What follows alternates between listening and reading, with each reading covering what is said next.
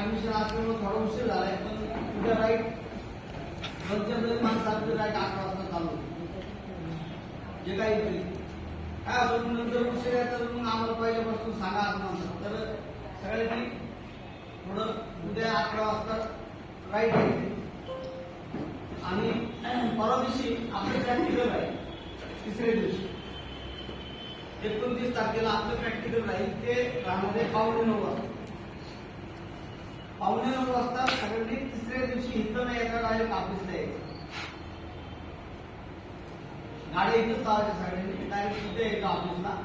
ऑफिसला आल्यानंतर तिथून आपण प्रॅक्टिकल चालू करणार आहे. सकाळी लवकर प्रॅक्टिकल चालू करण्याचा उद्देश आहे की आमच्या शेळ्या 9:30 वाजता बाहेर जातात. त्यामुळं तुम्हाला शेळ्या कशा असाव्यात, शेळ्यांचं दातावर वय कसं ओळखायचं, शेळ्यांना औषधं कशी बांधायची, वॅक्सिनेशन कसं करायचं, या पद्धतीचं प्रॅक्टिकल आहे. किंवा चाऱ्याची वाढणी, बाकी इतर सगळं टेम्परेचर कसं घ्यायचं हे सगळं प्रॅक्टिकली तुम्हाला दाखवलं जाणार आहे. त्यासाठी तिसऱ्या दिवशी शार्प 8:45 वाजता तिथं तुम्ही सगळे आले पाहिजे. तर अशा पद्धतीने आपला 3 दिवसाचा प्रोग्राम आहे. तर आज आपण शेळी पालनाचं एक प्रशिक्षण आज चालू करत आहोत. पहिल्या दिवस आज आपला. तर शेळी पालन हा व्यवसाय आज आपण पाहतो की सगळीकडे पाहिलं तर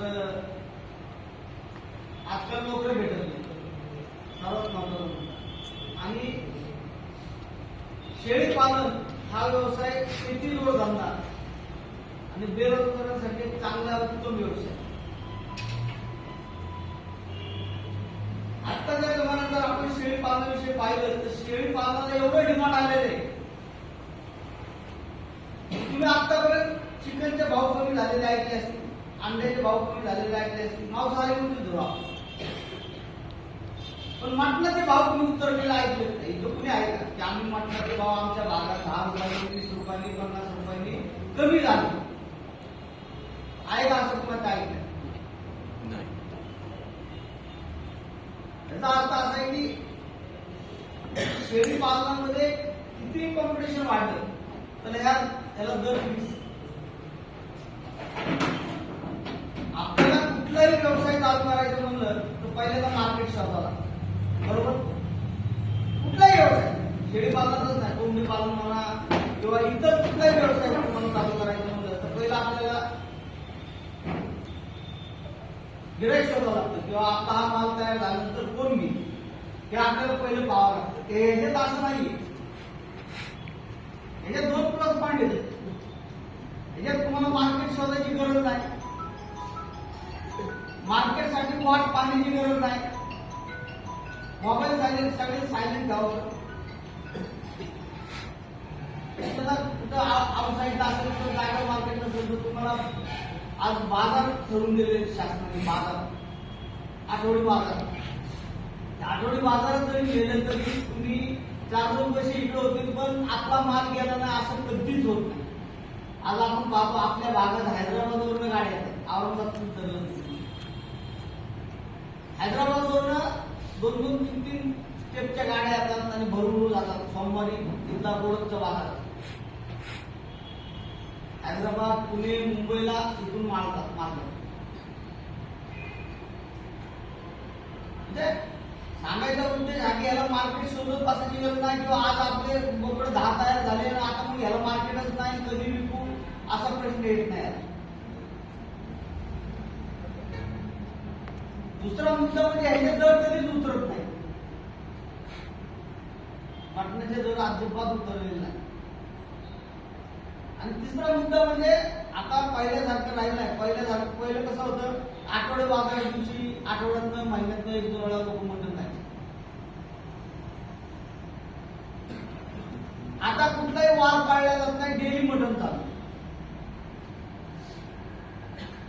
आजकाल एवढे धाबे झाले, हॉटेल झाले, घरोघरी झालं, म्हणजे मांसाहार हा आजची गरज झाली. कोंबडी पालनामध्ये जरी तुम्ही कोंबडी पालन चालू केले, एखादा आणि पटापट मेले किंवा भाव उतरले तो लॉस मध्ये जातो. एवढे दिवस सांभाळण्याचा काही उपयोग होत नाही. आणि विकायला यायला भाव उतरायला, आपण लॉस मध्ये जातो. तसं यायचं नाही. तुम्ही 3 महिन्यापासून 3 वर्षापर्यंत 4 वर्षापर्यंत बोकड विकू शकता. 3 महिन्याचा झाल्यापासून ते 3-4 वर्षापर्यंत तुम्ही बोकड विकू शकता. काय प्रॉब्लेम येत नाही त्याला. आणि आता काय झालं की ह्या व्यवसायामध्ये लोक कमी झाले. शेळ्या कुणी पाळाय, कुणी त्याच्या मागेही जावं.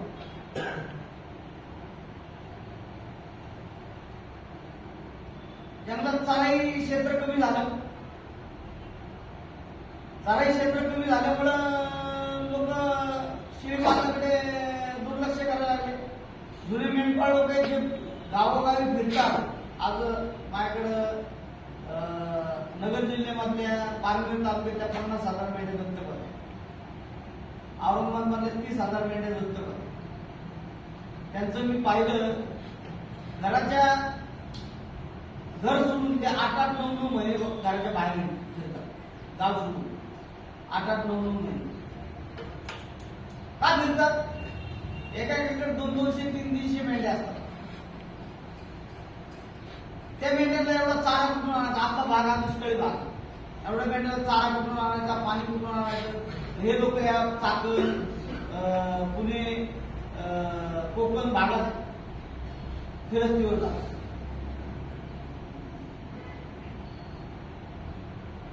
हे कशासाठी? आज ते फिरत जरी असले, त्यांचे कपडे जरी तुम्हाला खराब जास्त क्लास म्हणून अधिकारीचा वरचा पगार पाडतो.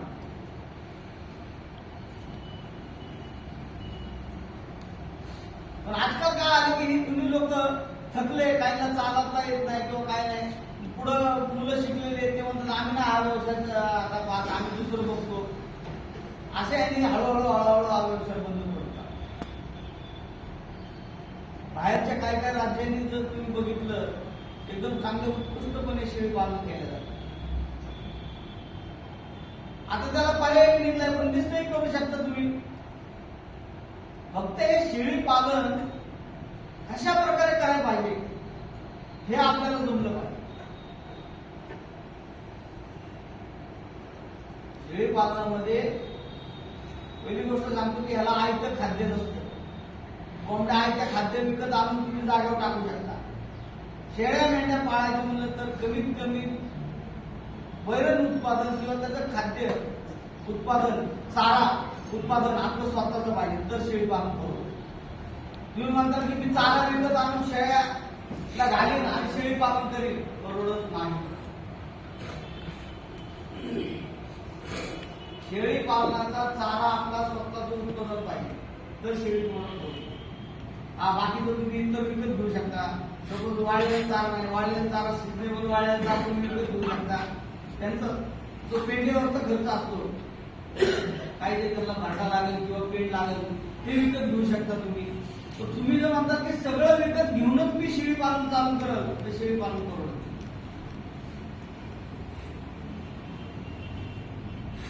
त्यासाठी जर आपल्याकडे स्वतःकडे शेळीचा चारा उत्पादन करण्याची जर जमीन असेल किंवा जमीन जरी नसली, आता मी इथं बघितलं आपल्या औरंगाबादमध्ये 2-3 कळप इथले इथं बघितलं, बाकी आउटसाईडला भरपूर शहरामध्ये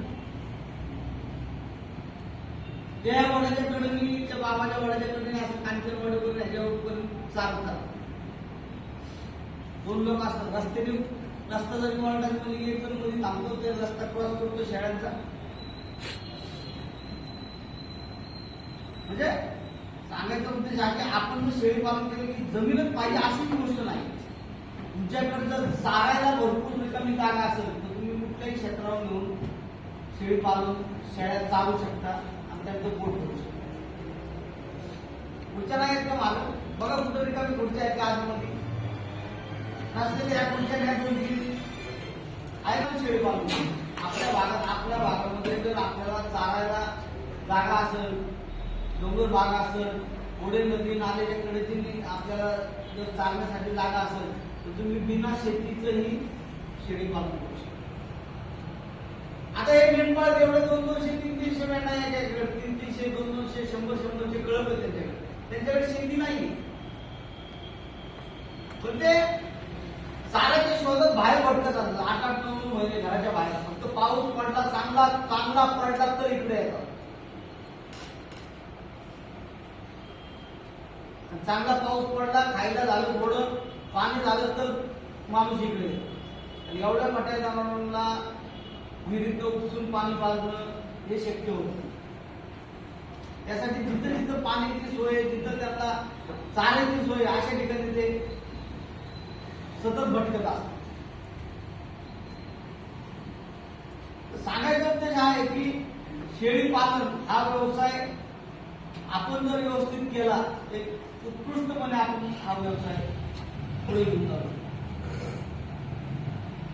ह्या व्यवसायामध्ये फक्त एवढंच आहे की हा व्यवसाय एक तर स्वतः करा, दुसऱ्याच्या भरोश्यावर अवलंबून हा व्यवसाय सक्सेस होत नाही. तुम्ही जो म्हणता की माझ्याकडे पैसे मी दोन माणसं ठेवल, तुम्हाला आठवत एकदा वेळ भेटल तेव्हा मी जाईल त्या शाळेकडे. शिळी हा असा प्राणी आहे की त्याला आपल्या मुलासारखा आपण जपा.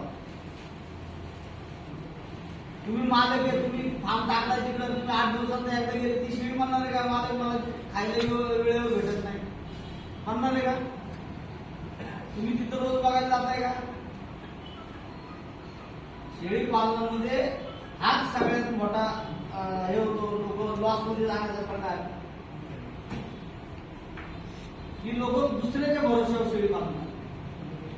दुसऱ्याच्या भरोश्यावर जरी केलं तरी आपण स्वतः रोजच्याच तिथं पाहिजे. शेळ्या व्यवस्थित खाल्लेत का, त्यांनी पोट भरून खाल्ले का, पोट भरून पाणी मिळाले का, त्या शेळीला दूध आले का, त्या पिल्लाला दूध प्यायला भेटले का, हे सगळं बघणं आपलं काम. आपण जर नसलो तर तो माणूस कुठं नेतो फिरायला शेळ्या, त्याला तिथे चालायला आहे का हे खरं बघतोय का आपण, हे सगळं आपण पाहिलं पाहिजे तर आपल्याला ते सक्सेस होतं. कारण शेळी पालन हे सगळं चाऱ्यावर आहे. चारा जर व्यवस्थित भेटला तर शेळी तुमची उत्पादन द्या. असं आहे शेळीला भरपूर चारा भेटला तर त्या पिल्लाला चारा भरपूर भेटणार आहे, आपलं दूध भरपूर भेटणार आहे. त्या पिल्लाला दूध भरपूर भेटणार आहे, ते पिल्लू फास्ट वाढणार आहे. ते पिल्लू फास्ट वाढलं तर आपल्याला लवकर विक्रीला येणार आहे, आपले 4 पैसे वाचणार आहे. म्हणून हे सर्व काही शेळी पालन हे चारा मॅनेजमेंट होतं.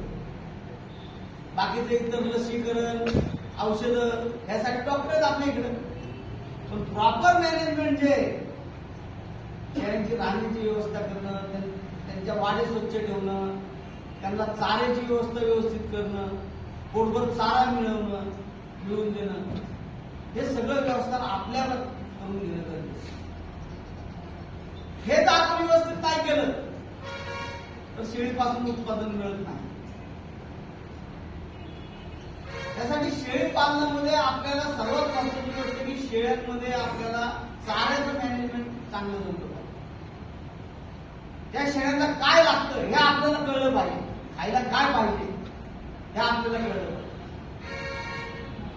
आपल्याकडे इथं एवढे लोक आले त्यांच्यापैकी शेळ्या कोणाकोणाकडे आता सध्या भरपूर जण. तुम्हाला माहिती आहे का शेळीचं आवडतं खाद्य काय आहे? इकडल्या खुर्च्या घेऊन जावं तिकडे मागे टाकायला बसा. शेवरी. शेळी पालनामध्ये शेळीचं आवडतं खाद्य काय? शेवरी. शेवरी हा झाडपाला हा सगळ्यात शेळ्यांचा आवडतं खाद्य. जेवढं जास्तीत जास्त झाडपाला तुम्ही शेळ्यांना देताल तेवढी शेळी तुमची चांगल्या पद्धतीने उत्पादन. झाडपाला सर्वात महत्वाच्या शेळीच्या आहार. आणि व्हिडिओ चांगला नाही काय करतात की त्यांचं मॅनेजमेंट इतकं चुकतं. शेळी लोक स्टॉक ब्रीडिंग करतात, त्यांना मग झाडपाला भेटत नाही. इतर ह्याच्यामध्ये शेळी फक्त जिवंत राहील, पण शेळीचं आवडतं खाद्य झाडपाला. तुम्ही बंदिस्त जरी केलं ना, तुम्ही त्याला 3-4 प्रकारचा चारा द्या, तुमचं बंदिस्त अगदी सक्सेस होणार. परंतु मी बंदिस्त केले नुसती रोजची मागास टाकाय हे मी त्याला ही शेळी उत्पादन देणार नाही, जिवंत राहील. उत्पादनाची अपेक्षा त्याच्याकडून करू नका. शेळी जर आपण बाहेर सोडली तर ती शेळी अनेक प्रकारचा चारा खाते, तिला आवडत येते काय. आपण मुंबईला गेलो, आपण काय करतो, ताट देतो, जे आवडत त्या गोष्टी जास्त देतो, जी आवडत नाही ती बघत नाही किंवा ती घेत पण नाही. आणि तेच तुमचं पंक्तीचं जेवण असेल, त्यात जर 2 पदार्थ 3 पदार्थ असतील ते तुम्हाला खाणे का. तसं शेळीच आहे. शेळी तुम्ही बाहेर सोडली, त्याला झाडपाला भेटतो, गवत भेटतो, फळं भेटतात. फळं म्हणजे काय, बोर, आवळे, चिंचा, काही फळं अवेलेबल असतात. माबळीचे शेंगा, माबळीचा पाला, बोरीचा पाला, वेली, असं अनेक प्रकारचं खाद्य तिला खायला भेटतं बाहेर सोडलं. पण जाग्यावर कसं, जाग्यावर तुम्ही आणून टाकता तेच खाणे तिला, तिथं नाही करत असतो. तिथं म्हणतात मला हे आवडत नाही, तिला जेवढं खायचं तेवढंच खाणं. आणि शेळी हे त्याला काय म्हणतात, नाजूक खाणारे प्राणी, नुसतं शेंडा मारणे. मेंढी तुम्ही त्या जागेला इथे चालायचं म्हणलं दिवसभर तेच खुंट करतो, खुंट करून खाय. मेंढी तुम्ही डोंगरावर चाला, प्लेन डोंगराला, तिथं झाडं नाही, काय नाही, नुसतं गवत आहे, तिथं मेंढी खाय. शिळी नाही तिथं काय. शिळीला पाहिजे झाडपाला. शिळी चालण्याची ठिकाणं सांगतो तुम्हाला, ओढे, नदी, नाले याच्या कडेने जे झाडे झुडपं असतात ना, तिथं जंगल आहे, तिथं झाडं झुडपं जास्त आहे, त्या ठिकाणी शेळी त्या चांगली चालते. ते खरं शेळ्या चालण्याचं ठिकाण. मेंढ्या तुम्ही प्लेन जागेवर चालू शकता, तिथं गवत आहे, तिथं मेंढी तेच गवत फुटं. शेळी तर मेंढी सर्वात महत्वाचा फरक सांगतो काय. तुम्ही म्हणता लोकर आहे मेंढीला, शेळी लोकर नाही, तो फरक नाही.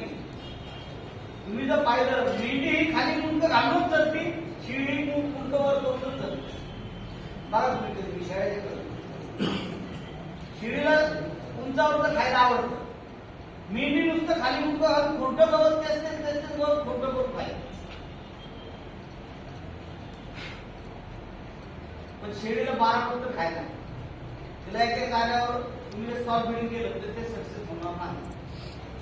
तिला जर तुम्ही व्यवस्थित चांगल्या पद्धतीने चाऱ्याचं नियोजन केले, दिवसातून 4-5 प्रकारचा चारा तुम्ही जागेवर जरी दिला, त्यात एक प्रकारचा झाड पाला, तर तुमचं शेळी पालन बंदिस्त सुद्धा सक्सेस होऊ शकतं. तुम्ही म्हणताल की रोजच माझ्याकडे मका आहे, रोजच मका आहे, हिरवीगार मका आहे, काही उपयोग नाही त्याला. तुम्ही एकदा मका टाकाय, लसूण घाट टाका, गंगड टाका, एकदा झाडपाल्यामध्ये तुमची शेवडी काय तुमच्याकडे असतो झाडपाला टाका. असं जर 4-5 चाऱ्याचं जर नियोजन केलं तुम्ही सकाळपासून, तर शेळी बंदिस्त मध्ये पण होतो. एक प्रकारचा वाळलेला चारा द्या, त्याला तुरीचं भूस द्या, सोयाबीनचं भूस द्या, हरभऱ्याचं भूस द्या, वाळलेल्या ज्वारीचा कडबा द्या, एक प्रकारचा वाळलेला चारा आणि 2-4 प्रकारचे हिरवे चारे. जर असं नियोजन केलं तुम्ही दिवसाला, त्या शेळीचं स्टॉक बिल्डिंग केलं, जागेवर तुम्ही बंदिस्त केलं, तुम्हाला नाही सोडायला बाहेर जागा, तुम्ही बंदिस्त करा. बंदिस्त मध्ये आपल्या महाराष्ट्रामध्ये लोक फेल गेले फक्त एकमेव या कारणामुळे. त्याला काय करायचं, बंदिस्त करायचं. जाय बाबा आज काय ट्रॅक्टर घेऊन मका टाकून आणले, हिरवीगार त्या टाकून मका दिवसभर ती मका टाकली, त्या शेळ्या खाते कमी नाच जास्त करतो. त्यात तुम्ही थोडं टाका शेळ्यांना. एक प्रकारे तुम्ही सुरुवातीला 250 ते 300 ग्रॅम रोज तिला संतुलित आहार द्या. संतुलित आहारमध्ये मक्याचा भरडा किंवा मिक्स धान्याचा भरडा देऊ शकता, किंवा पेंट आहे पेंट देऊ शकता, गोड पेंट देऊ शकता, खपरी पेंट देऊ, कुठलंही 250 ते 300 ग्रॅम सकाळी किंवा संध्याकाळी तुम्ही एक टाइम. नंतर एक प्रकारचा हिरवा चारा मक्का द्या, मक्काची कुट्टी द्या. नंतर दुसरा प्रकारचा हिरवा चारा एखादा लुसण घास द्या. नंतर तिसरा चारा एखादा कळवळ द्या, एखादा संकरित नेपियर द्या. चौथा चारा तुमचा झाडपाला द्या. झाडपाल्यामध्ये तुम्ही तुती करू शकता, लागवड करू शकता, तुम्ही शेवडी लागवड करू शकता, दसरथ लागवड करू शकता.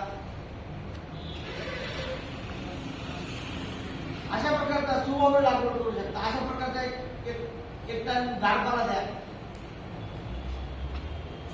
असे 3-4 प्रकारचा चारा जर तुम्ही जागेवर दिला आणि एक प्रकारचा वाळलेला चारा, तर तुमची शेळी प्रॉपर तुमच्या स्टॉल फिडिंगला सुद्धा चांगलं रिस्पॉन्स देऊ शकते.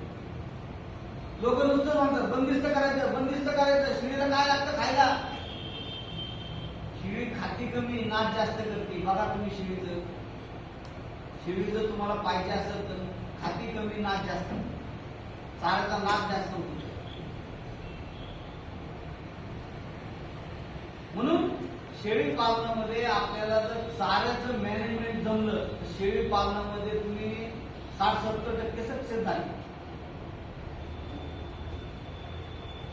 चाऱ्याचं मॅनेजमेंट ज्याला जमलं तर शेळ्याची मृत्यू होती फक्त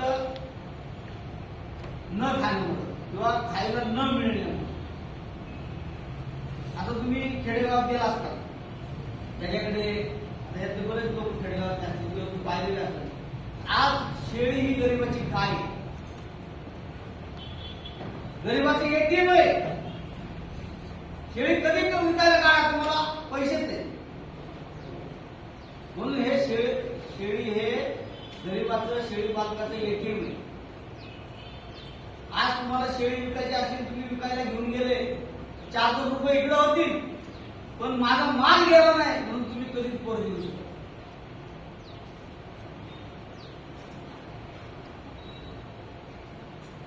आता आपण खेडेगावात बघतो की आज खेडेगावात जर तुम्ही पाहिलं तर आता जनावरांचं प्रमाण कमी झाले. गाई, म्हशी, बैल यांचं प्रमाण कमी झाले. कशामुळं? लोकांकडे चारायला जागा नाही, सांभाळायला वेळ नाही, बैलाचं काम ट्रॅक्टर करायला लागलं, गाई म्हशी पाळायला परवडत नाही. मग लोकांनी काय केलं? आज मजुरातला मजूर जरी असतात, दुसऱ्या तिथे शेतात कामात जातोय, तो काय करतो? 1-2 आणि शेळ्या पाळ. कशामुळं? शेळ्या पाळल्यामुळं त्याच्या घरची दुधाची सोय बी होती आणि त्या शेळीपासून मिळणारी बोकडं म्हणा, काही म्हणा, हे त्यांना उत्पादन मिळतं. आज तुम्ही पाहिलं असेल मजुरीवर बाहेर जाणाऱ्या माणसांनी 1-2 शेळ्यावरती लग्न काढलेली, घरं बांधलेली, 1-2 शेळ्या पाळायला तिला एवढं खायला भेटतं त्या शेळीला बघा की 2-2, 4-4 किलो तिला खाण्याचं लिमिटच नसतं. बाई खुरपायला गेली ना, जाताना शेळी 1-2 काही शेळ्या असतील तर दाव्याला बांधल्या असतात, मागच असतात. गेले की पहिले तिला झाडाखाली बांधणार, जिथं चारा तिथं बांधणार, लगेच गवत खुरपायला बसणार, शेल्क गवत खुरपलं की पटपट ते वेचून घेणार, तिच्या पुढे नेऊन टाकणार, मग आपल्या कामाला लागणार. दुपारची सुट्टी झाली की पहिले ते खुरपलेल्या गवतात शेल्क गवत बाजूला काढून ठेवलं असते, त्या मातीमध्ये झटकून तिच्या पुढे नेऊन खायला घाली, तिला सोडील, पाणी पाजी, मग आपण जेवायला इतकं त्या शेळ्यांना सांभाळायचं. माणूस जरी पुढे बाहेर गेला तरी झाडाच्या 2-3 फाट्या कुठं चांगलं झाड असतं, शिवडीचं, सुवावडीचं, काय तरी त्याच्या फाट्यावर सोडून आणून त्या शेळी समोर टाकतात. संध्याकाळी घरी येताना एवढं मोठं गावतं भारत जेव्हा असतो, आलं की भारत टाकवलं की पहिले शिळी खुंटीला बांधली की पहिले त्या गटपुड्यातलं गवत तिच्या पुढे टाकलं जातं. मग स्वतः ती आपलं काय जे चहा पाणी असेल ते कर, एवढं त्या शेळ्यांना सांभाळायला लागतं. आपण तरी दूध विका 80 रुपये 60 रुपये लिटरने विकत घेतो शहरात. तिथं खेडेगावात जर आपण गेलो, चहाला दूध नसेल तर काळा चहा करतात, पण कुणी दूध विकत आणत नाही. किंवा लयच तुम्हाला त्यांना लाज वाटली तर ते शेतावरून 1 कप वर ग्लास भरून दूध आणतील. उष्ण विकत नाही, विकत कुणी जाणत. आम्ही किती वेळा खेडेगावात गेलो, चहा नसला सरळ काळा चहा करतात, दूध विकत कुणी जाणत. काय जण त्या शेळ्या, त्या शेळीचं दूध काढून फ्रीज मध्ये ठेवायचं, तापवायची काय भांडण नाही. पाहुणा आला, शेळी धरली, ग्लासभर दूध काढलं, घट चहा बनवा. शेतामध्ये जेवायला जरी बसले आणि त्यांना वाटलं की ना आता भाजी तिखट झाली किंवा खारट झाली ना, आपल्याला आता दूध भाकर खायची, भाजी नाही, नुसती चटणी आहे, लगेच शेळी धरली, पटपट पिळली, दूध आणि भाकर चालू. म्हणजे सांगायचा उद्देश की हा शेळी ही गरिबाची गाय आहे. शेळी ही गरिबाचा एटीएम आहे. शेळी कधी मी काय करा तुम्हाला पैसेच मिळणार नाही.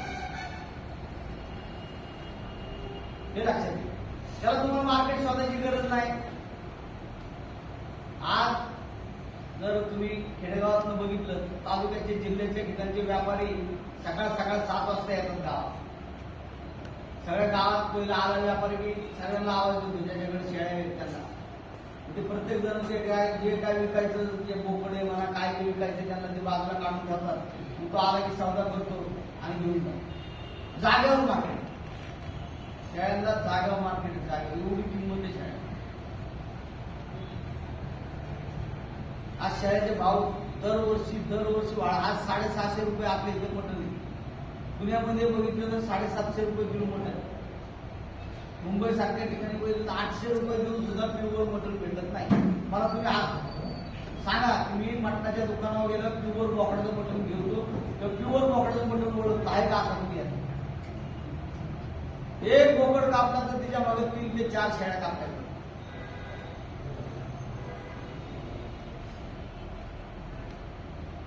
दाखवा तुम्हाला शहरामध्ये कुठं किंवा ज्या ठिकाणी मटणाचे दुकान आहे तिथे कोण छाती कंपनी जाऊन सांगतो की मी बोकडाचं मटण घ्या किंवा हे बोकडाचं मटण घ्यायचं असं कोण सिद्ध करून टाकू. एक बोकड कापल्या तिथे मला 3 ते 4 शेळ्या कापल्या जातात.